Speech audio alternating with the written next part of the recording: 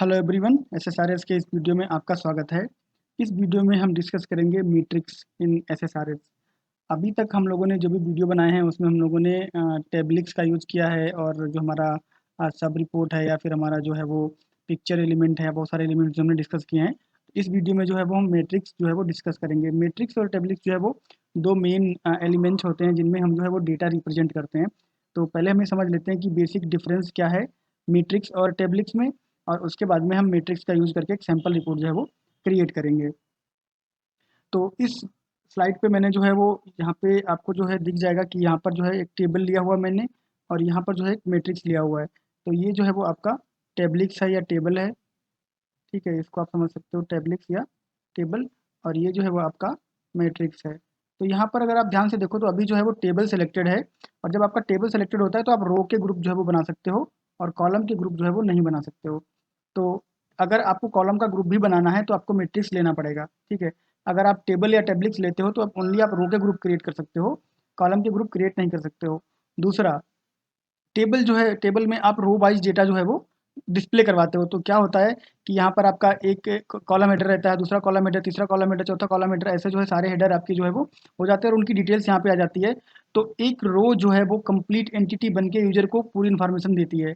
Table में एक रो जो है वो as a complete entity user को पूरी इन्फॉर्मेशन देती है। तो टेबल में जो डेटा होता है वो रो के हिसाब से ड्रिवन होता है, और उसमें जो इन्फॉर्मेशन होती है वो आपकी रो के हिसाब से यूजर को मिलती है, और यूजर को वही इन्फॉर्मेशन जो है वो चाहिए होती है, इसीलिए हम जो है वो टेबल का यूज़ करते हैं।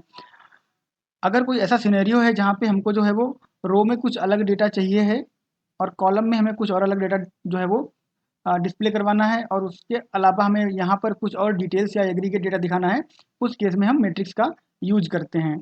ठीक है, तो इसको जो चलते हैं हम अगली स्लाइड पे और उसको जो है वो देखते हैं। यहाँ पर जो है हम लोगों ने सेलेक्ट किया हुआ है मैट्रिक्स को। तो जब मैट्रिक्स को आप सिलेक्ट करते हो तो आप जो है वो रो के ग्रुप बना सकते हो यहाँ पर। ठीक है, साथ ही साथ आप कॉलम के ग्रुप जो है वो भी बना सकते हो। तो यहाँ पर आपके पास जो इधर है, इधर आपके पास जो है सिर्फ रो का ग्रुप बनाने का ऑप्शन आता है। अगर आप इस स्लाइड पे आओ तो यहाँ पे जो ग्रुप के लिए आपको जो आइकॉन दिख रहा है यहाँ पर, ये आपका सिर्फ रो पे है, कॉलम पे कोई ग्रुप नहीं बना सकते हो आप टेबल में।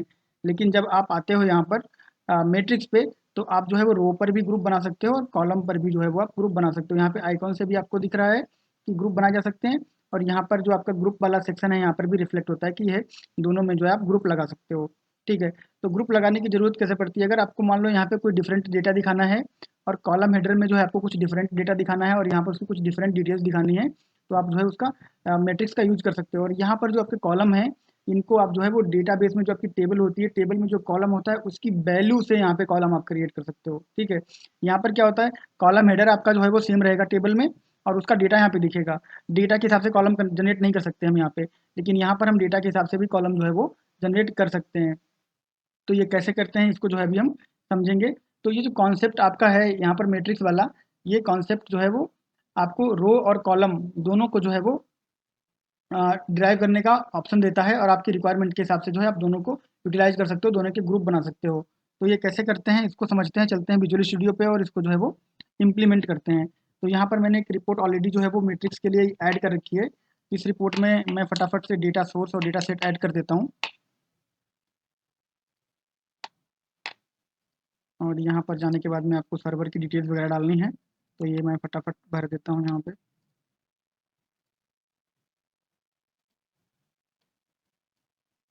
ठीक है, तो ये हमारा जो है वो फिलअप हो गया है, और उसके बाद में हम यहाँ पे एक डेटा सेट ऐड कर लेते हैं। और डेटा सेट ऐड करने के लिए आप जो है वो क्वेरी भी लिख सकते हो, और आप प्रोसीजर का भी यूज़ कर सकते हो। तो हम जो है वो प्रोसीजर का यूज़ कर रहे हैं यहाँ पर, जो हमने ऑलरेडी बना के रखा हुआ है। इसको यहाँ से ले लेते हैं, इसको कॉपी करके यहाँ पे जो है वो पेस्ट कर देते हैं, ताकि हमको पता चले कि ये किस चीज़ का डेटा है जो हम यहाँ पे डेटा सेट में ला रहे हैं। ठीक है, अब यहाँ पे आ गया है। अब यहाँ पर पहले तो हम यहाँ पे जो है वो कॉन्सेप्ट समझ लेते हैं जो अभी हम डिस्कस कर रहे थे पीपीटी पे। तो यहाँ पर एक जो है वो मैं एंटर एंटर कर देता हूँ, इंसर्ट कर देता हूँ टेबल, और एक इंसर्ट कर देता हूँ यहाँ पे मैट्रिक्स।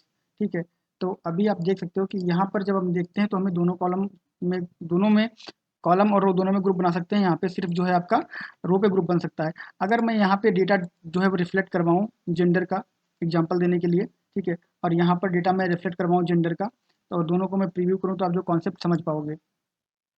ये जो टेबल है आपकी, टेबल क्या करती है, टेबल आपकी जो डिटेल्स दिखाने के लिए यूज होती है मेनली, और ये जो है वो एग्रीगेट डेटा दिखाने के लिए यूज होता है आपका मैट्रिक्स।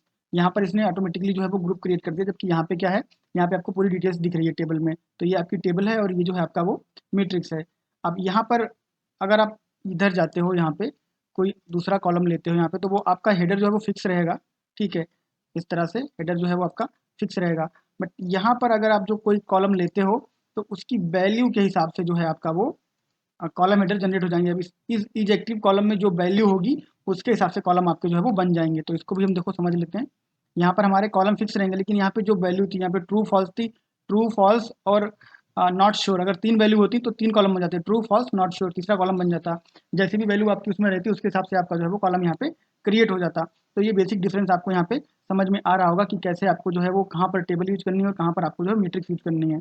ठीक है, तो अब यहाँ से जो है वो मैं टेबल को हटा देता हूँ, कॉन्सेप्ट हमारा क्लियर हो गया है। अब इस पर जो थोड़ा सा हम वर्क और कर लेते हैं इसको इसको समझने के लिए। तो अब यहाँ पर जो है आप इधर आपका कॉलम जो है वो ड्राइव होगा, इधर आपकी जो है वो रो ड्राइव होगी, और यहाँ पे आपको जो डेटा चाहिए वो आप जो है वो उसमें डाल सकते हो। तो डेटा में भी अगर आपको ये चाहिए है कि कितने बंदे जो हैं वो इस पर्टिकुलर जेंडर में एक्टिव हैं, कितने इनएक्टिव एम्प्लॉय हैं, उनको अगर आपको जानना है तो यहाँ पे राइट क्लिक करके आप एक्सप्रेशन पे जाओगे और यहाँ पर जो है वो काउंट का एक्सप्रेशन आप लगा दोगे। और काउंट किसके अगेंस्ट लगाओगे, आप एम्प्लॉय आईडी के अगेंस्ट जो है वो काउंट लगा सकते हो, तो आपको पता चल जाएगा। और यहाँ पर ओके करने के बाद इसको जो है आप थोड़ा सा फॉर्मेट भी कर सकते हो। ठीक है, तो मैं पहले यहाँ पे जो है इसको फॉन्ट दे देता हूँ, उसके बाद में मैं यहाँ पर इसको बोल्ड कर देता हूँ। ठीक है, और फॉर्मेटिंग आप अपने हिसाब से कर सकते हो, फॉर्मेटिंग जैसे नीड है वैसा कर सकते हो। और इसको जो है सेंट्रल अलाइन भी कर देता हूँ मैं, सबको जो है सेंट्रल अलाइन कर देता हूँ। और फॉर्मेटिंग टोटल ऑप्शनल है। ठीक है, तो अब यहाँ पे देखो आपका जो यहाँ पे जेंडर के हिसाब से जेंडर फीमेल 270 जो है वो एक्टिव नहीं है, और 240 एक्टिव है। यहाँ पे मेल जो है 240 एक्टिव नहीं है, 250 एक्टिव है। और यहाँ पर ट्रू फॉल्स आ रहा है, इसको एक्टिव इनएक्टिव आप कैसे कर सकते हो, ये ऑलरेडी हम लोग कर चुके हैं, बट फिर भी मैं यहाँ पे एक्सप्रेशन लगा के दिखा देता हूँ कि यहाँ पे एक्सप्रेशन आप कैसे लगा सकते हो। तो यहाँ पे आपकी वैल्यू है, इसको आपको जो है वो IIF में रैप कर देना है। और IIF में रैप करने के बाद आप ट्रू को जो है वो, जो भी आपकी वैल्यू ट्रू है वो एक्टिव है, तो ट्रू को आप एक्टिव बोल सकते हो। ठीक है, और आपका जो फॉल्स है उसको आप जो है वो इनएक्टिव बोल सकते हो। तो ये फंक्शन जो है वो आप टेबलिक्स और मैट्रिक्स दोनों पे इक्वली लगा सकते हो, कोई प्रॉब्लम नहीं है। और तरीका भी बिल्कुल सेम है। तो यहाँ पे ओके कर देते हैं। तो अब यहाँ पे जो आपके कॉलम है वो डायनेमिकली चेंज हो जाएंगे, कॉलम हेडर आपके डायनेमिकली जो है वो चेंज हो जाएंगे। लोड हो रहा है, थोड़ा सा टाइम लगा रहा है। ठीक है, तो आपके इनएक्टिव हो गया और ये एक्टिव हो गया। तो इस तरह से जो है आपके जो कॉलम हेडर है यहाँ पे वो डेटाबेस से पुल होकर आ रहा है, उन पर आप एक्सप्रेशन के साथ जो है जो भी करना चाहो वो कर सकते हो यहाँ पे। ठीक है, और अगर आपको यहाँ पे ऐड करना है एक्सप्रेशन में एक्टिव, और आप यहाँ पे जो है वो एम्प्लॉय भी डाल सकते हो, तो डेटाबेस में जो वैल्यू है उसको आप मॉडिफाई भी कर सकते हो। ठीक है, यहाँ पे एक्सप्रेशन लगा के अगर आपकी रिक्वायरमेंट है तो उसको आप मॉडिफाई भी कर सकते हो, जैसे कि हमने पहले मॉडिफाई किया फिर दोबारा फिर से मॉडिफाई कर रहे हैं, यहाँ पर आ गया। ठीक है, तो ये अभी रैप हो गया है। अगर आपको ऐसे ठीक लगता है तो ऐसे छोड़ दो, नहीं तो आप इसको जो है वो डिज़ाइन में जाके इनको थोड़ा खींच के बड़ा कर सकते हो, तो बड़ा होने के साथ ये जो है वो एक ही उसमें आ जाएंगे, ऐसे कर सकते हो इस तरह से। ठीक है, तो ये इस तरह से जो है वो सही से डिस्प्ले हो जाएंगे। ठीक है, तो ये तो था आपका जो हम लोगों ने यहाँ पे इजेक्टिव को लिया। अब अगर आपको जैसे इजेक्टिव को नहीं लेना है तो आप जो है वो ले सकते हो किसी और कॉलम को, वो डिपेंड करेगा टोटल आपकी नीड पे। ठीक है, मैं सारा कुछ जो है वो कंट्रोल जेड कर देता हूँ और फिर से यहाँ पे जो है वो मैट्रिक्स एक कर देता हूँ मैं। और यहाँ पे रो में जो है मुझे जेंडर ही लेना है। यहाँ पे अगर आप चाहते हो कंट्री लेना, ठीक है, अगर यहाँ पे कंट्री लेना अगर आप चाहते हो तो यहाँ से जो है आप कंट्री, सॉरी, यहाँ से आप कंट्री ले सकते हो। ठीक है, लेकिन जब आप कंट्री लोगे या कोई ऐसी वैल्यू जो लोगे जिसके कॉलम में बहुत सारी वैल्यूज़ हैं, तो आपको ध्यान रखना पड़ेगा कि रिपोर्ट काफ़ी लंबी हो जाएगी। तो अगर रिक्वायरमेंट है तो उसको लो, रिक्वायरमेंट नहीं है तो मत लो। मैं तो बस कॉन्सेप्ट समझाने के लिए आपको यहाँ पे बता रहा हूँ। तो यहाँ पे जो मैं काउंट डाल देता हूँ। ठीक है, और काउंट फिर से मैं एम्प्लॉय का काउंट जो यहाँ पे डालूंगा, तो आपके जितने भी एम्प्लॉय मेल और फीमेल पर्टिकुलर कंट्री में होंगे वो आपके यहाँ पे जो है वो डिस्प्ले हो जाएंगे। और अगेन मैं इसको थोड़ा सा फॉर्मेट कर देता हूँ।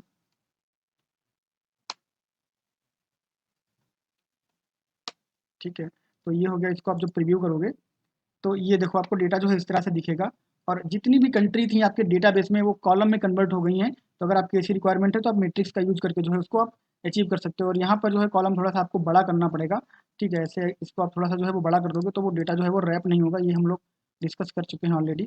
ठीक है, तो इस तरह से जो है आपकी वैल्यू यहाँ पे रिफ्लेक्ट हो जाएंगे। तो लुक एंड फील जो है उस पर आप काम कर सकते हो रिक्वायरमेंट के हिसाब से।